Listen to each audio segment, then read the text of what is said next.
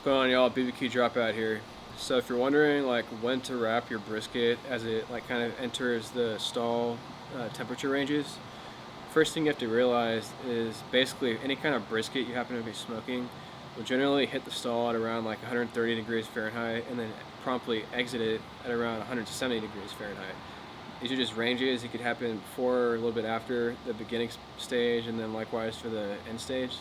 So it can happen like a little bit above or below 130 degrees Fahrenheit, and then conclude a little bit like below or above 170 degrees Fahrenheit.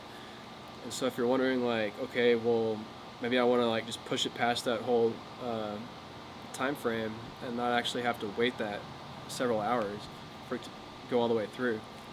Well, if you're wondering like when to wrap the brisket, that's probably a good time to wrap it. So basically, like once you start noticing the internal temperature sort of like start to either decrease some or like kind of flatline for several hours, then that's when I would recommend wrapping it in either butcher paper or foil.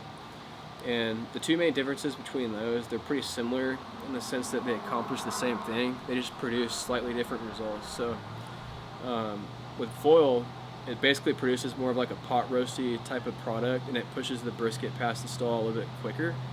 But if you still want to have that smoke flavor and basically reap the rewards of smoking it on your brisket or on your smoker, like the offset smoker behind me, and you also want to push it past the stall, then wrap it at 130 degrees Fahrenheit with butcher paper.